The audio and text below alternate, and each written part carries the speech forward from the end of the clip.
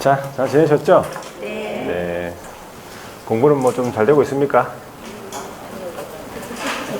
공부는 하고 있습니까? 네. 열심히 하고 있습니까? 네. 자, 얼굴은 뭐 좋은데, 그죠? 네. 몸이 편한가 봐요. 저는 상당히 피곤한데. 어? 제가 제일 피곤하다, 지금. 저는 시험도 안 치는데 내가 제일 피곤하네. 자, 몸이 피곤할수록 성적이 올라갑니다.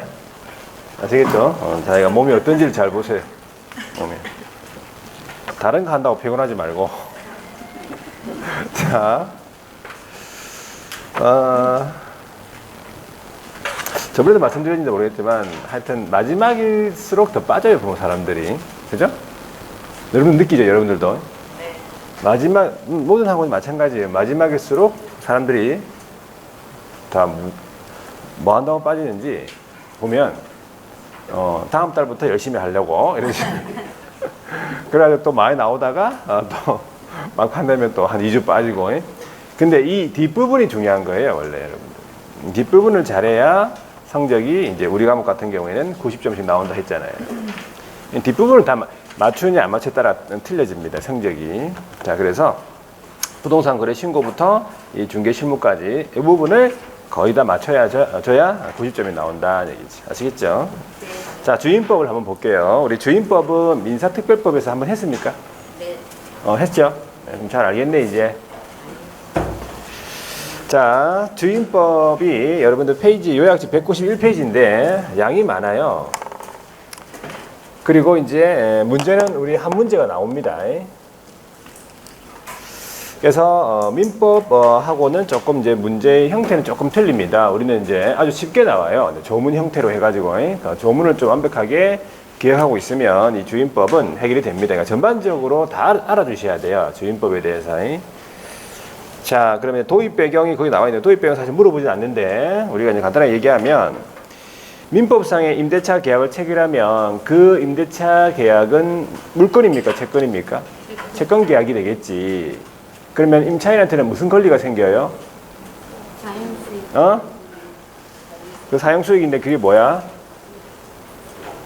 임차권이 되겠네, 그죠? 그걸 임차권이라 해요. 그 임차권은 누구한테만 주장할까 하니까 임대인에게만 주장한다 이 말이지. 그렇다면 그 임차주택을 양수한 양수인이랑 경락받은 경락인한테는 주장할 수 없다. 그런 사람들을 제3자라고 하거든. 제3자한테는 임차권을 주장할 수 없기 때문에 이 양수인이 임차인한테 방을 빼라고 하면 어떻게 해야 돼? 방을 빼야죠. 나가. 그러면 나가야 돼요. 그래가지고 그거를 이제 좀 힘들어가지고 만든 법이 이제 민법의 특례 규정으로서 주임법을 만드는 거예요. 아시겠죠? 그러니까 못 빼 할 수 있는 힘을 이제 해준 거죠, 이게 주임법에서. 자, 그래서 적용 범위부터가 우리 문제인데 쭉쭉 따라오시면 돼요. 거기 쭉쭉 보시면서. 자, 보세요. 주택임대차보호법 첫 번째 이제 적용 범위. 이 적용 범위도 우리 시험 지문에 낱개의 지문으로 막 들어갑니다. 이거 알아두셔야 돼요, 완벽하게. 자, 안 보고 대답할 수 있으면 제일 좋아요. 안 보고. 그리고 확인하고. 모르면 바로 수업 시간에 외우고. 아시겠죠? 네. 적용 범위는 첫 번째 해야 되는 게 보호 대상이에요. 누굴 보호할 거냐 하니까, 그렇죠. 자연인, 자연인을 보호한다 이 말이지. 자연인 누군지 알죠? 자연인. 여기다가 누가 포함되어 있냐면 내국인, 외국인을 불문한다는 얘기네. 뭐 외국인도 보호합니까? 네, 외국인도 보호한다 이 뜻이죠. 외국인도 주임법 보호를 받는다 이 말이지. 주임법 적용한다 이 말이죠.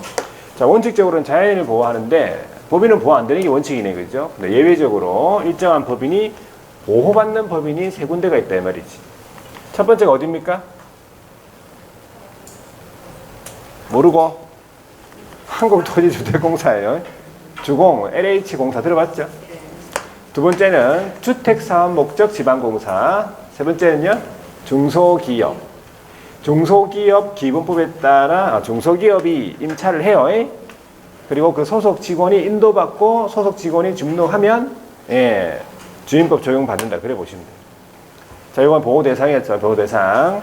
자, 적용되는 주택은 어떤 주택이냐? 첫 번째는 주거용 건물 전부 또는 일부의 임대차입니다. 일부라도 적용되는 거네. 중요한 건 뭐예요? 계약 당시 실지 용도 기준인 거지. 계약 당시 실지 용도 기준인 것이에요. 실제 용도.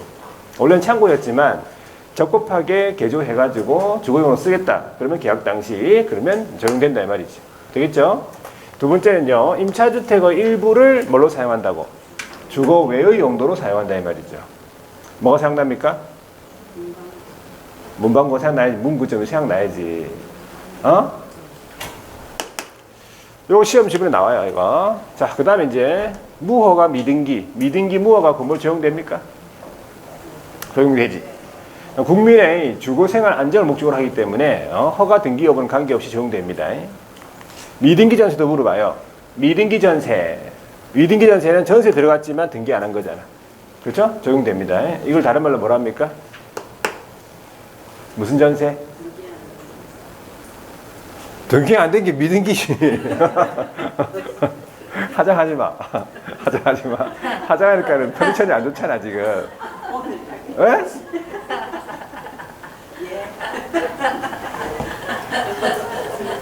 하장에 신경 쓴다고 지금 안 되잖아, 지금. 하장하지 마. 공부할 때 누가 하장한다대?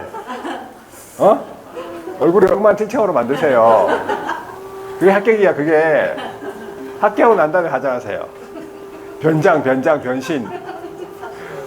합격하고 난 다음에 일주일 만에 오잖아요. 못 날아봐요, 사람을. 잠도 푹 자고, 화장도 하고. 한 달 있다가 발표 나가지고 합격자면 하잖아요. 더 못 알아봐요. 다른 사람이 와요, 다른 사람이. 특히 남자는 뭐 별말 똑같다. 남자는 뭐 별 다른 게 있나? 원래부터 하장 안 하니까 똑같은데. 여자들은 좀 많이 변하더라고, 이게. 달라져요, 얼굴 뭐. 스타일도 달라지고,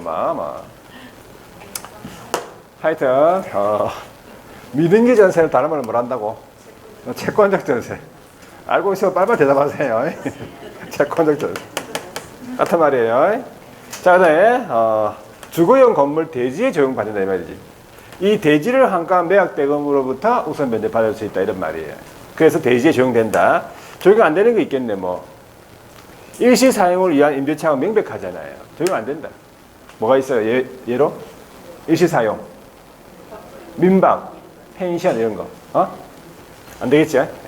자, 이게 적용 범위입니다. 이거 알아두셔야 돼요, 요거를. 자, 그 다음에 이제 기간, 임대차 기간입니까? 자, 임차인한테 제일 중요한 게 뭐예요? 빨리 안 눌렀네. 잠깐만요. 됐다. 나 빨리 눌렀어, 여기서. 자, 임차인한테 제일 중요한 게 뭐라고요? 자, 임차인한테 제일 중요한 건 기간이 아니고 보증금이죠. 보증금이 제일 중요하지, 아무래도. 그 다음에 또 중요하다 할 수 있는 게 기간이에요. 맨날 첫날 이 세상에 수는 없잖아, 그죠? 자, 이렇게 돼 있어요. 이 기간 보장으로서 기간을 정하지 않았죠. 자, 2년 미만으로 정했죠. 그러면 몇 년으로 본다고요? 2년으로 본다, 이거지. 주택은 2년 보장이 돼, 말이에요. 기간을 정하지 않아도 2년으로 본다고요. 2년 미만으로 정해도 2년으로 본다고. 그러니까 2년 미만으로 정했다. 자, 1년으로 정했다 치자. 그러면 그 1년으로 정한 기간, 그러니까 2년 미만으로 정한 기간의 유효함은 누가만 주장합니까? 임차인만 그 유효함 주장한다는 얘기예요. 이거 알아두세요. 임대인 들어가면 틀렸어요. 당사자 들어가면 틀린 거라고. 임차인만 그 유효함 주장하지.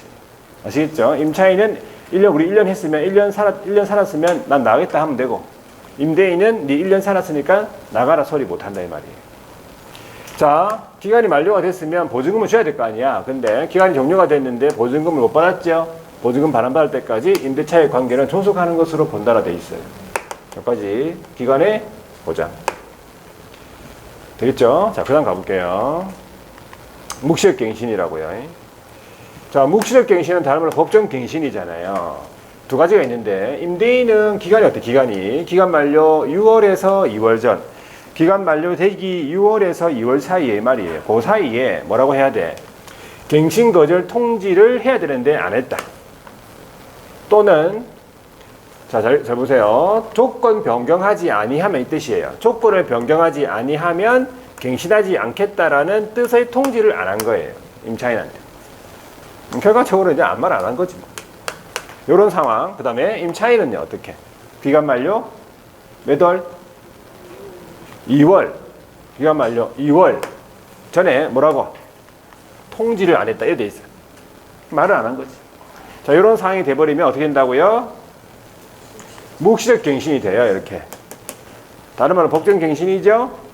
전 임대차와 동일한 조건으로 다시 임대차. 이게 묵시적 갱신이잖아. 그러면 존속기간은 어떻게 보겠어? 존속기간은 2년입니까? 2년 보장이 또 2년 보장이에요. 그리고 요 2년 안에 누가? 임차인이 언제든지 계약 해지 통지할 수 있다. 통지받고 몇 년? 통지받고 몇 개월? 3개월. 3개월 후에 효력 발생하지. 3개월이잖아. 그렇죠? 3개월 후에 효력 발생. 바로 효력이 발생하는 게 아니다. 임대인도 좀 새로운 임차인을 구할 시간을 줘야 될 거 아니에요. 억울하잖아. 3개월이에요. 되겠죠, 여기까지? 자, 묵시적 갱신. 그런데 이제 이 묵시적 갱신이 적용되지 않는 경우가 두 가지가 있어요. 첫 번째 뭐? 2기에 달하도록 차임 연체. 자, 2기라고 하면은 2번 연체입니까? 2번 연체가 아니에요. 2번 연체가 아니고 금액이 2기가 돼. 금액이 2기가 예를 들어서 한 달에 100만 원이었다면 200만 원이 됐다 그러면 2기가 된 거예요. 그러니까 50만 원 주고 뭐 30만 원 주고 주다가 이래 연체된 게 합쳐가지고 200만 원 됐죠? 그러면 2기가 된 거예요. 한 달에 100만 원이었다면. 아시겠죠? 두 번이 아닙니다. 두 번 연체한 게 아니라고. 아시겠죠? 자, 2기에 달하도록 연체한 경우랑 임차인으로서의 의무 현저히 위반 이런 경우에는 묵시적 갱신이 적용하지 않겠다는 거 알아두셔야 돼요. 자, 그 다음 나오는 거 볼게요. 그 다음에 계약갱신 요구. 자, 계약갱신 요구는 이제 상가에 있는 내용을 그대로 이제 옮겨왔다 보시면 되는데 조금 틀린 부분이 있어요. 계약갱신 요구. 임차인이요. 기간 잘 보세요. 기간 만료 6월에서 2월 사이면은 이거 무슨 기간입니까? 이거 원래. 아까 했잖아. 임대인의 묵시적 갱신 기간이잖아요. 요 기간에 묵시적 갱신과 별도로 계약갱신 요구를 임차인이 할 수 있다 이 뜻이야. 아시겠죠? 자, 이때 정당한 사유가 없는 한 거절하지 못하겠지. 자, 그런데 갱신해를 임대차는 그럼 어떻게 되겠어요? 전 임대차와 동일한 조건으로 다시 임대차가 된 것이다. 자, 그래가지고 존속기간이 마찬가지 2년이 되겠네. 똑같네. 임차인은 언제든지 계약 해지 통지받고 3개월 후에 효력 발생. 똑같잖아요. 똑같은데, 아까 똑같죠, 이거? 네.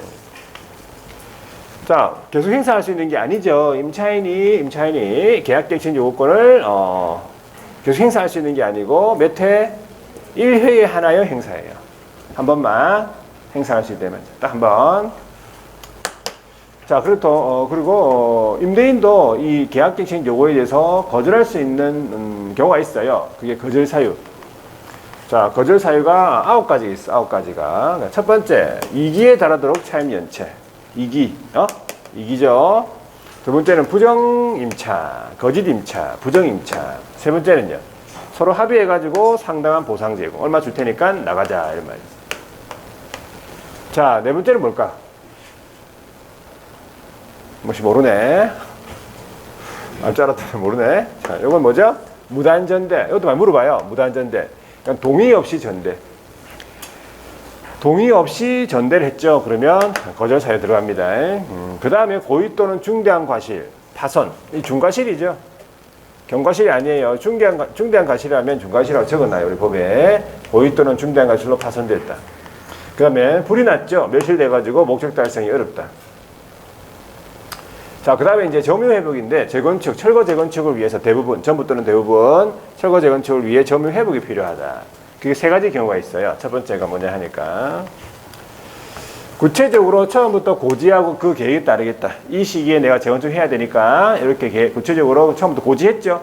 그런 다음에 그 계획에 따르는 경우. 두 번째는 노후 훼손이죠. 너무 안전사고에 우려가 있다. 세 번째는 다른 법에 따라서 철거 재건축이 필요하다. 이런 세 가지의 경우 점유 회복입니다. 거절할 수 있습니다. 자, 그 다음에 여덟 번째입니까? 요거는 주택에만 있어요. 상가에는 없겠지. 상가는 사는 게 아니니까. 임대인이 내가 직접 거주하겠다. 목적주택에 실제 거주할 목적이네. 그죠? 내가 살 거니까 네가 이제 나가야 되겠다. 이 말이에요. 거절. 그때 직계 존비속을 포함한다는 얘기예요. 직계 존속과 직계 비속을 포함한다. 이 정도. 자, 마지막에 보시면 임차인으로서의 의무 현재 위반. 그리고 임대차를 계속하기 어려운 중대한 사유가 있는 경우에는 거절할 수 있습니다. 거절 사유 9개죠? 9개. 좀 기억하시고. 자, 그 다음에 나오는 게 갱신되는 임대차 등의 조건으로서 갱신이 됐다 그러면 이 갱신된 임대차는요, 전 임대차와 동일한 조건으로 다시 계약을 된 걸로 보고 이 당사자가 어떻게 하냐면 차임 등의 증감을 청구할 수 있다고 되어 있어요. 이 차임 증감 청구는 나중에 나오겠지만 이 주임법에 따른 증감 청구의 규정을 그대로 적용합니다. 이렇게 되어 있어요. 증액 청구, 감액 청구 제한이 없겠지. 증액 청구는 청구 당시 차임 등의 20분의 1을 청구할 수 없고 증액 후 1년 이내 재증이 안 된다. 이런 내용을 그대로 적용하겠지. 갱신된 임대차에. 자, 여기까지가 계약갱신 요구에 관한 내용. 그렇죠? 근데 거기 책에 보면요. 책에요. 잠시 책 한번 보세요. 자, 계약갱신 요구에 거기 보시면은 페이지 몇 페이지? 194페이지입니까? 자, 194페이지의 책을 한번 보세요. 거기에 임대인의 손해배상 등이라고 되어 있습니까? 네. 자, 손해배상 등에 보시면은 임대인의 손해배상 무슨 말이냐면 임대인이 자기가 실제 거주하겠다고 했죠. 그런 사유로 거절을 했는데 갱신을 거절하였음에도 불구하고 갱신 요구가 거절되지 아니하였더라면 갱신되었을 기간, 여기 몇 년입니까? 2년이 되겠죠. 2년 안에 정당한 사유 없이 이거를 제3자에게 주택을 임대를 해줬네, 그죠? 그럼 어떻게 한 것이에요? 배신한 거죠. 그러면 기존 임차인이 손해를 입은 거죠. 지가 살겠다면 2년 동안 살아줘야죠. 자, 그래가지고 이제 입은 손해에 대한 배상을 해야 되는데 그 손해배상액이 얼마냐 보니까 거절 당시 당사자 간의 손해배상에 관한 예정의 합의가 있었으면 그 합의금이 될 텐데 합의가 이루어지지 않았다면 다음의 금액 중에서 큰 금액으로 한대했어요. 자, 그럼 세 개를 보세요. 첫 번째가 거절 당시 월차임의 3개월분. 자, 월차임이 500만이었다면 1,500이 되겠죠. 그런데 가로에 보면은 차임 외에 보증금이 만약에 있었다면 이 보증금에 대해서 월 단위 차임으로 전환하는 방법에 따라서 전환해가지고 그걸 합산해 하셔야 돼요. 그거를. 그래서 그걸 환산 월차임이라고 불러요. 나중에 이제 전환하는 방법은 있겠죠. 자, 그 다음에 두 번째는 제3자에게 임대하여 얻은 환산 월차임과 거절 당시 환산 월차임 간의 그 차익이 있을 거 아니에요. 차익이 만약에 100만 원이라면 100만 원의 2년분이 되겠습니다. 2,400만 원. 자, 세 번째는 임대인이 실제 거주하는 사유로 있죠. 거절했을 때 그 임차인이 입은 손해액인데 그 손해액 이사 비용 같은 거, 인테리어 비용 같은 거 이거는 임차인이 증명을 해야 될 거 아니에요. 그죠? 3천만 원 들었다 이런 거 증명해야 돼. 그래서 세 개 중에서 어떤 금액? 큰 금액이라는 의미겠죠. 자, 여기까지가 계약갱신 요구에 관한 내용. 되겠죠? 자, 그 다음에 이제 6번에 보니까 차임 등의 증감 청구 나오죠. 자, 보세요. 자, 칠판에 보면은 여기에 차임 등의 증감 청구라고 있어요. 여기. 차임 등의 증감 청구인데 당사자는 주어가 당사자는 돼 있죠. 당사자라고 하면은 임대인, 임차인 맞죠? 조세나 공과금이나 경제사정 변동 등을 원인으로 차임 등이 적절하지 않게 됐다. 그러면 장래에 대해서 차임 등의 증감을 청구할 수 있겠죠. 자, 증감이니까 이거는 증액이고 얘는 감액입니다. 자, 증액은 보통 누가 청구하겠어요? 임대인이 청구하겠지. 감액은요? 임차인이 청구하겠죠. 자, 근데 감액 청구에 대해서는 우리 법에는 아무런 말이 없어요. 그러니까 마음대로 언제든지 감액 청구가 된다 이 말이겠지. 금액도 상관없고.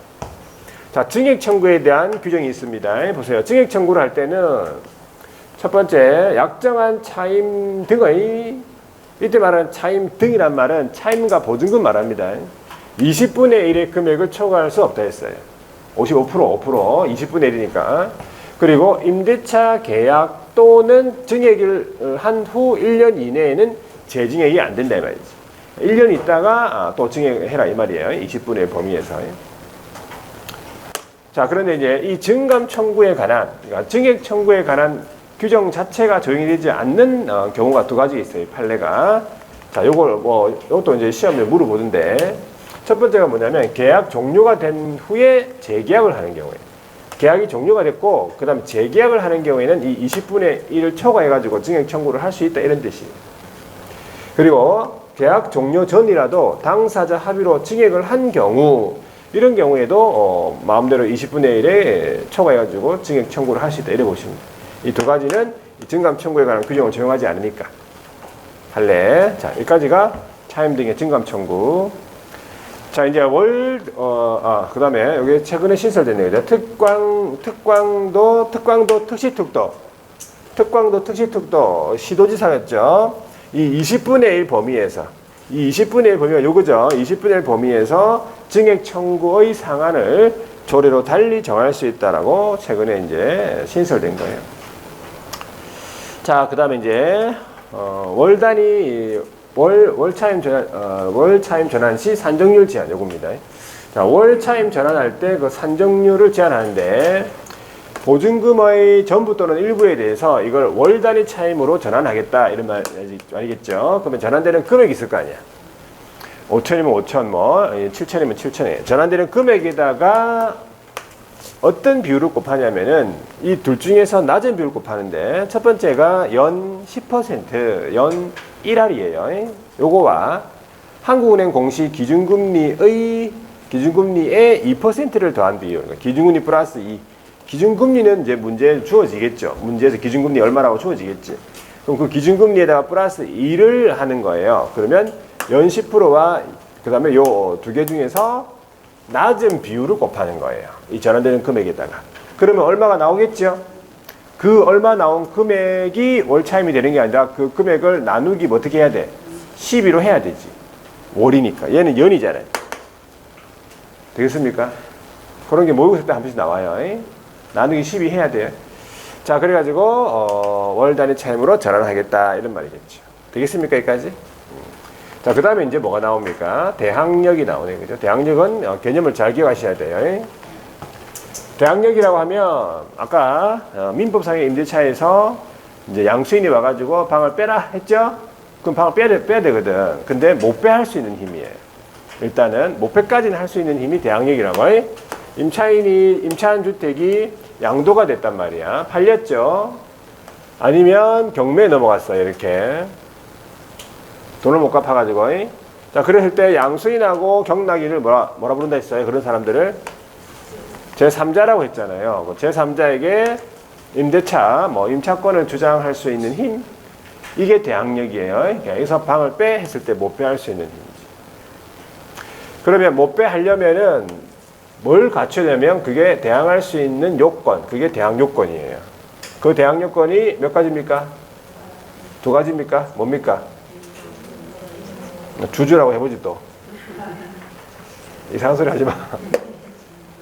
자, 대항요건은 주택의 인도는 점유, 그 다음에 주민등록, 전입신고.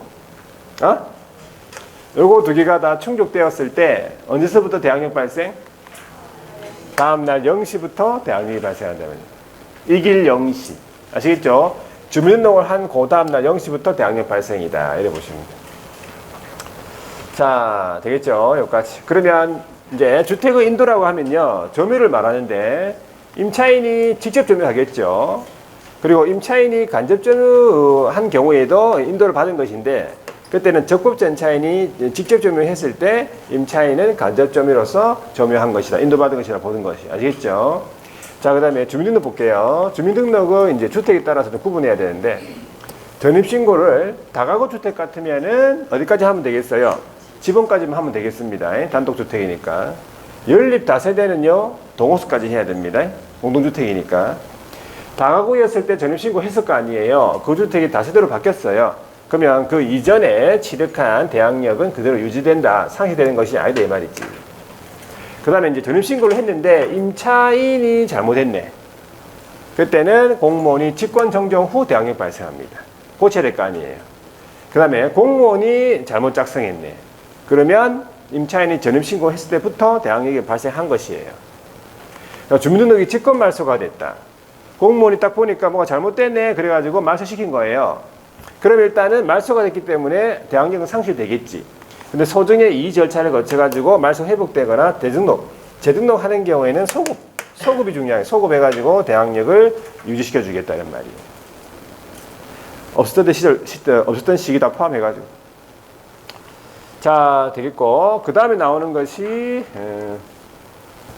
기존 채권의 우선 변제를 위한 통정성의 표시. 이거는 기존 채권을 해소할 목적으로 주민등록만 해놓은 거예요. 그 주택에. 원래 들어서 살아야 되거든, 그 주택에. 주거생활 안전을 목적으로 하기 때문에. 그런데 안 살고 채권 해소를 목적으로 주민등록만 해놓은 거지. 그거는 이제, 서로 짰네, 그죠? 하여튼, 통정 허위를 한 것이. 이런 건 무효이기 때문에 대항력 발생하지 않는다.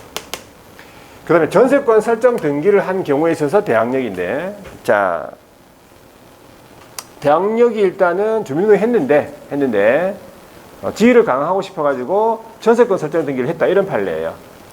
그래 놓고 주민등록을 옮긴 거지. 그러면 주임법상의 대항력은 상실합니다. 전세권하고 별개입니다. 아시겠죠? 그래서 주택 임차인으로서의 대항력권, 주민등록을 옮기면 대항력은 상실한다는 사실. 전세권하고 별개라는 여기까지 되겠죠? 자, 그 다음에 대항력의 존속기간, 대항력은 어떻게 하면 계속 유지가 되냐면 이 말이에요. 대항력이 유지가 되는 경우는 일단 대항력권은, 자, 인도와 주민등록은 대항력 취득할 때 구비하는 거 맞죠? 대항력을 취득하려면 이 대항력권 구비해야 된다 이 뜻이야. 그러면서 이 대항력권이 언제까지 계속 유지? 배당 요구 종료까지 계속 유지 이 말이에요. 배당 요구 종료까지 계속 존속하고 있어야 돼. 그래야지 대항력이 유지가 된다 이런 말이에요. 자, 되겠지 여기까지. 자, 여기까지가 대항력에 관한 규정이 되겠네, 그죠? 자, 됐고. 그 다음에 이제 판례가 이제 한 두 가지 있는데, 대항력권에 관한 판례가, 일시적으로 주민등록을 옮겼다, 이 말이에요. 잠시 일시적으로 주민등록을 옮겼다 하더라도 대항력은 상실입니다. 옮기는 순간 바로 상실이에요. 근데 가족의 주민등록을 남겨둔 채 일시적으로 이전했다. 이거는 상실하지 않는다. 대항력이. 가족의 주민등록도 유효하다. 이래 보시면 돼요. 되겠습니까? 여기까지? 네. 됐고. 자, 그 다음에 이제 보증금 보장 제도인데, 보증금.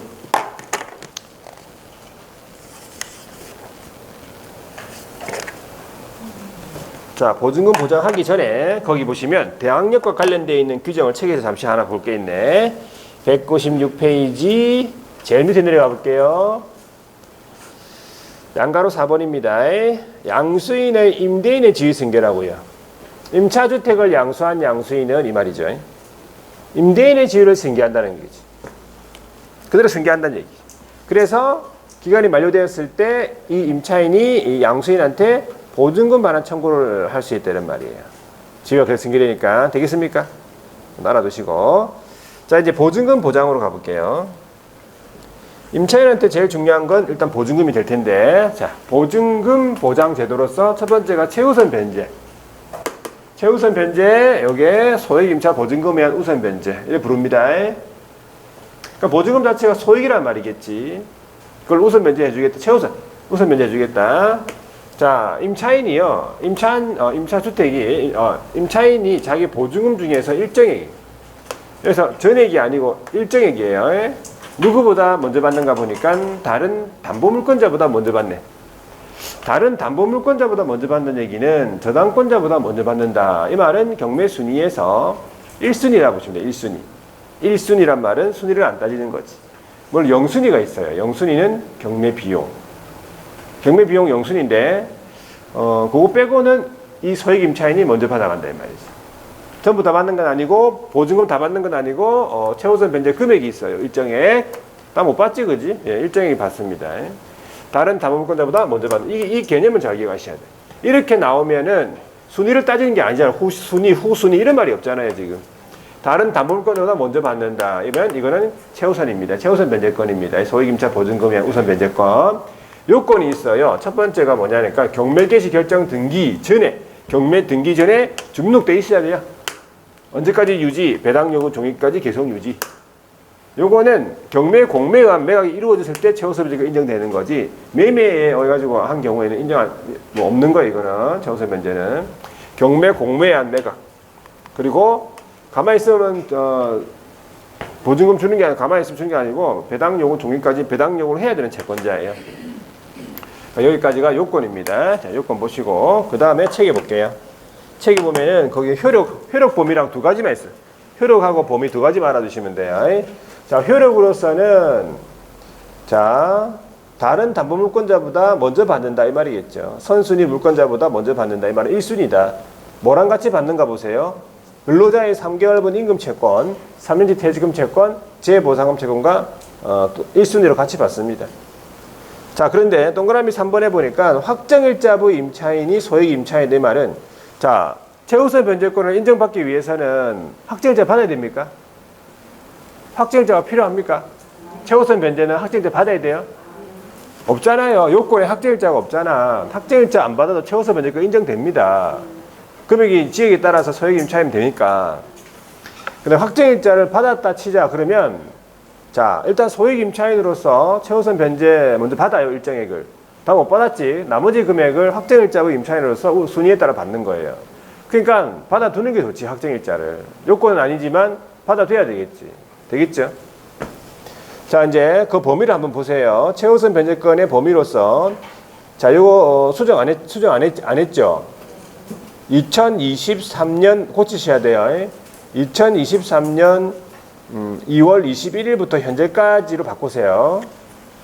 그게 가장 최근에 이제 개정된 건데 2023년 2월 21일부터 현재 이렇게 되겠습니까? 자, 지역은 똑같아요. 지역부터 먼저 볼게요. 서울, 두 번째는요.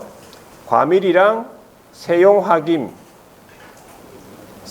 이렇게 외워요. 세용하김, 과밀이랑 세용하김. 그 다음에 세 번째는 광역시랑 안산, 광주, 파주, 이천, 평택. 안산, 광주가 여기에 세 번째 지역이 원래 오래 있었고요. 그 다음에 파주, 그 다음에 이천, 평택이 이렇게 세 번째 지역으로 왔어요. 이게. 그 다음에 그 밖에 지역 이렇게 있습니다. 자, 그래가지고 얼마로 개정이 됐냐면 소액 보증금의 범위가 서울부터 해가지고 1억 6,500, 그러니까 1,500만 원 플러스 하는 거죠. 1억 6,500입니다. 1억 6,500 됐죠? 두 번째는요. 그러면 1억 4,500. 세 번째는요. 8,500. 네 번째는 7,500. 아시겠죠? 그러니까 여기에다가 1,500만 원이 다 플러스됐어요. 그럼 최우선 변제 금액은요. 500만 원 플러스 전부 다. 5,500, 4,800, 2,800, 그 다음에 2,500 이런 식으로. 다 외웠죠? 한번 읽어보면 다 해보니까 우리는 보통 머리가 아니잖아요. 그죠? 자, 중요한 거는 이 표가 그러니까 소액 임차인이 어떻게 결정되냐면 뒤에 보세요. 선순위 담보물권 설정일 기준이다 이 말이지. 그러니까 선순위 저당권 설정일이 언제인가를 봐야 돼요. 그게 만약에 2023년 뭐 5월이다. 그러면 방금 수정했던 표가 적용되는데 2022년 뭐 10월이다. 그럼 어떻게 되는데? 그럼 그 전에 있던 표로서 소액 임차인을 판단하셔야 돼. 그 지역과 그 금액에 대해서. 무조건 최근가 아니에요. 아시겠죠? 저당권 설정일을 봐야 됩니다. 그러니까 여러분들이 나중에 임차인이 소액 임차인이 되냐 안 되냐를 판단할 때 그걸 보셔야 돼요. 저당권 설정일. 아시겠죠? 그 주택에. 자, 그리고 주택가액 전부에 대해서 배당해 주는 게 아니라 2분의 1 범위에서 배당한다는 얘기지. 2분의 1 범위. 반을 소액 임차인으로서 이제 배당해 주고 나머지 반은 다른 채권자들이 배당받아야 되니까 그렇게 보시고. 여기까지가 최우선 변제예요. 그 다음에 이제 우선 변제 가볼게요. 여기 칠판에. 자, 우선 변제 요거를 다른 말로 확정일자부 임차인 이래 되는 거지. 자, 요거는 개념이 이렇게 돼 있어요. 임차한 주택이 경공매 시 그에 대한 환가 대금이 있겠죠. 근데 순위가 나오잖아요. 후순위 권리자 그 밖의 채권자보다 먼저 받는다 이 말이죠. 순위를 따지는 거잖아요. 여기서. 확정일자 그 날짜하고 다른 권리들 저당권하고의 관계. 그러니까 여기는 순위를 따져가지고 보증금을 전액 받아요. 전액 있으면 다 받아요. 일정액이 아니라 돈이 있으면 다 받는 거지. 요건 보세요. 똑같다. 경매 개시 결정 등기 전에 대항요건 구비, 배당 요구 종용까지 계속 유지. 그런데 요 확정일자이기 때문에 요 확정일자 받아야 돼요. 계약서의 존재 사실 증명, 그 다음에 경매 공매 매각 이루어지고, 그 다음에 이게 배당 요구해야 되는 채권자예요. 확정일자가 들어간 거지. 아시겠죠? 확정일자를 받아야 우선 변제권의 효력이 인정된다 이 뜻이야. 확정일자를 안 받으면 우선 변제권의 효력이 인정 안 되죠. 아시겠죠? 자, 그래서 세 가지만 알아두시면 돼요. 효력과 범위, 그 다음에 이제 한계인데, 자, 책을 한번 볼게요. 자, 198페이지에 우선 변제권의 효력으로서 그 효력의 발생일이 언제냐 이 말이지. 그러니까 우선 변제권의 효력이 언제 발생되는가 보세요. 두 가지가 나와 있죠. 대항요건을 구비했다는 얘기는요, 대항력이 취득이 됐다 이 말이지. 그 이후에 확정일자를 받았다 그러면 언제 우선 변제권 효력이 생깁니까? 확정일자 1에 생겨요. 확정일자는 그날 바로 생기고요. 확정일자. 그리고 우선 변제권은요, 이 대항력이랑 확정일자가 모두 충족된 날 생기거든. 그러니까 대항력이 모두 갖춰졌고 확정일자를 받았으면 확정일자 받은 날 우선 변제권 효력이 생기고, 니은을 보세요. 동일한 날, 쉽게 말하면 오늘 대항력권을 구비했단 말이 오늘 집 등록했고 오늘 확정일자 받았다. 그러면 언제 우선 변제권 효력이 생깁니까? 다음날 0시에 생긴다. 왜? 대항력이 다음날 0시에 생기니까 이러면 되는 거예요. 아시겠죠? 자, 저당권과의 관계에서 2번 대항요건 구비를 하고, 그러니까 대항력 취득됐고 확정일자까지 다 받은 상태에서 다른 사람 저당권이 설정이 됐다. 그러면 저당권보다 임차인이 빠르다 이 말이지. 그래서 임차인이 우선 변제권, 대항요건과 우선 변제권, 대항력 우선 변제권 모두 갖는다 보시면 되고. 자, 3번에요. 동일한 날, 그러니까 오늘 대항요건 구비하고 오늘 확정일자 받고 오늘 다른 사람 저당 설정됐네. 그럼 누가 빠르겠어? 저당권이 빠르죠. 우선 변제권보다. 우선 변제권은 다음날 0시 생기니까. 저당권은 저당권 설정하는 날 바로 생기니까, 그죠? 저당권의 효력이. 자, 그 다음에 4번을 보니까 대항요건 구비하고 며칠 있다가 이 말이죠. 동일한 날에 확정일자와 저당권이 설정이 됐네. 확정일자 받고 저당권 설정. 이 말은 이 우선 변제권의 효력과 저당권은 동수이다 이 말이에요. 안분 배당받고. 5번에 우선 변제권보다 선순위의 가압류 채권자는 우선 변제권하고 이 가압류 채권자는 동순위로 가버립니다. 동순위로. 안분 배당합니다. 자, 그 다음에 이제 우선 변제권의 범위는 아까 보증금 전액이라고 했지요. 그러면서 오른쪽 가보세요. 우선 변제권의 한계로서 우선 변제권의 효력이 인정된다고 해가지고 이게 물건이 되는 게 아니다 이 말이에요. 물건화가 된다 보시면 되고. 그래가지고 경매 신청권도 없다 이 말이지. 경매를 넣을 수 없습니다. 우선 변제권 효력이 있다고 해가지고. 그리고 한계로서 임차인은요, 임차주택을 양수인, 경락인 같은 말이죠. 매수인. 자, 양수인에게 경락인에게 인도하지 아니하면 배당 절차에서 보증금을 받을 수 없다라고 되어 있어요. 그러니까는 양수인한테 이 임차주택을 명도했다라고 하는 걸 증명해야 된다 이 뜻이야. 인도했다라는 거를. 자, 그 다음에 확정일자 부여인데 확정일자는 어디서 받습니까? 거기 주택 소재지 읍면 사무소 동 주민센터 돼 있죠. 또는 시군구 출장소, 그 다음에 등기소하고요. 지방법원 지원, 공증인, 이 공증인 나왔어요. 공증인법도 아닌 공증인. 자, 그 다음에 동그라미 3번 가볼게요. 정보 제공과 관련해 가지고 주택의 임대차에 이해관계가 있는 자들은 확정일자 부여 기간에다가 확정일자 부여일 차임 보증금의 정보 제공 요청할 수 있다 했고, 4번 보세요. 임대차 계약을 체결하려는 자는 임대인 동의를 받아야 돼 있죠.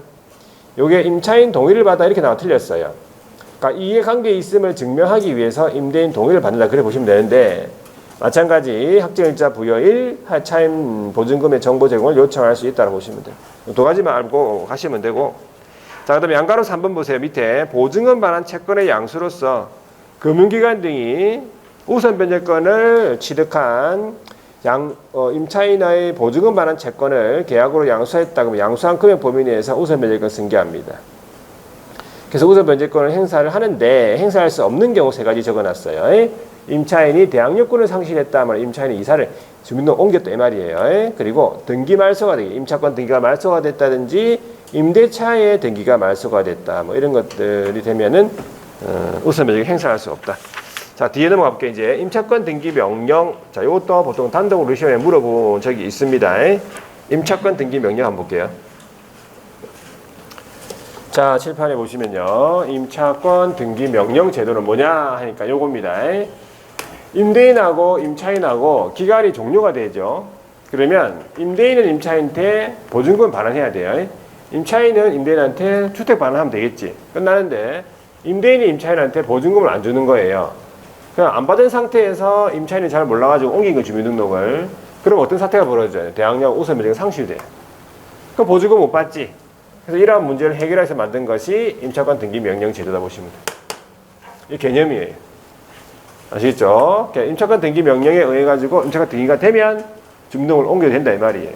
자, 그래가지고 기본적으로 세 가지가 있는데, 자, 첫 번째가 뭐냐 하니까 요건 두 가지. 신청의 요건은 일단 기간이 끝나야 돼요. 기간이 종료되기 전에는 임차권 등기 명령 신청할 수가 없어. 기간이 종료가 되고 그 다음에 보증금의 전부 또는 일부에 대해서 못 받아야 돼요. 미반환. 이런 것들을 신청의 뭐 이유, 취지 이런 것들 다 설명하고 그 다음에 요 신청, 등기 원인이 된 사실을 소명하도록 되어 있어요. 등기 원인이 된 사실은 당연히 뭐 종료가 됐는데 돈을 못 받았다 이거잖아요. 그래서 이걸 소명하라고 했어요.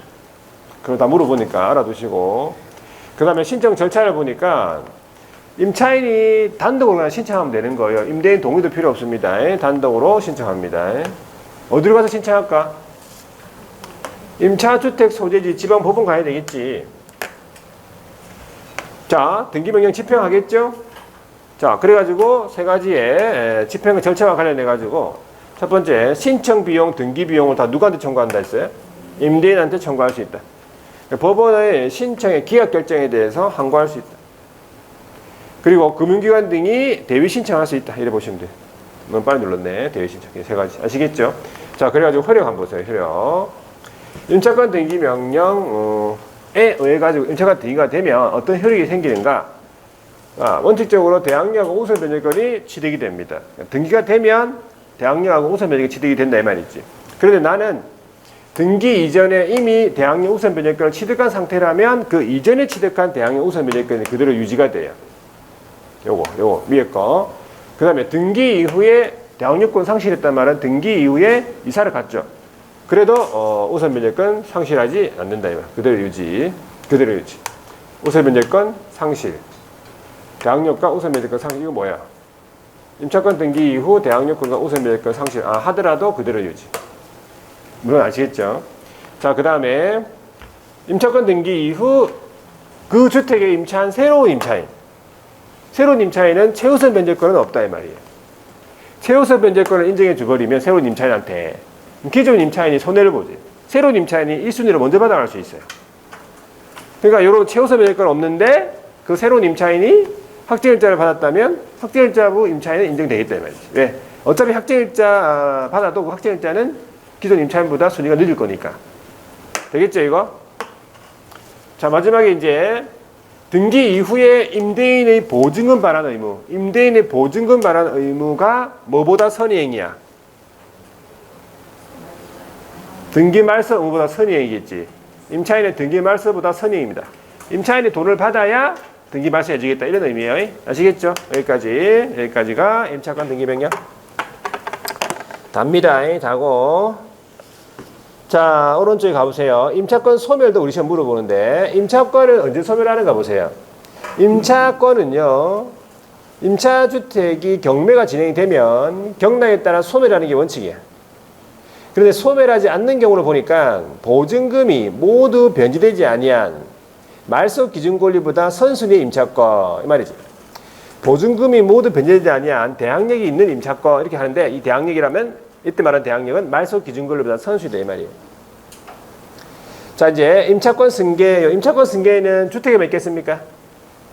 주택에만 있겠죠. 상가에는 없어요. 상가는 사는 게 아니니까 승계되지 않겠지. 임차권 승계를 보세요. 상속인이 있냐 없냐를 따져요. 상속인이 있다 그러면 상속인이 그 주택에서 가정 공동생활을 같이 하고 있으면 그 상속인한테 승계되겠죠. 상속인이 있는데 상속인이 같이 안 살고 있다 그러면 그 주택에서 가정 공동생활을 하던 사실혼 관계에 있는 배우자와 이촌 이내의 친족이 공동승계한다 돼 있어. 상속인이 없으면요. 그럼 그 주택에서 가정 공동생활하던 사실혼 관계에 있는 배우자가 단독 승계합니다. 자, 그런데 이제 그 밑에 보니까 임차인 사망 후 몇 개월? 1개월 이내에 승계 반대 의사를 표시를 안 했잖아요. 그러면 모든 채권 채무가 승계인한테 기속된다는 사실이지. 채무까지 다 기속됩니다. 채무까지. 임차인의 채무까지. 그러니까 채무가 너무 많아 보면은 그러면 승계 반대 의사를 표시해야 돼요. 1개월 이내에. 아시겠죠? 자, 이제 12번 보세요. 강행 규정과 소액 사건 심판법 준용으로서 이것도 우리 시험에 들어갑니다. 보면 자, 이 법 위반된 약정으로서 임차인에게 불리한 것은 뭐라고요? 무효라고 되어 있죠. 그리고 임차인 이걸 편면적 강행 규정 이래 부릅니다. 그러니까 임차인을 위하기 법이기 때문에 자 그러면 임차인이 임대인에게 제기하는 보증금 반환 청구 소송은 자 좀 빨리 진행하기 위해서 소액 사건 심판법을 준용한다라고 했어요. 아시겠죠? 이 정도 하고 그렇다면 문제는 조금 쉬었다 풀어볼게요. 문제 좀 쉬었다 풀어보겠습니다.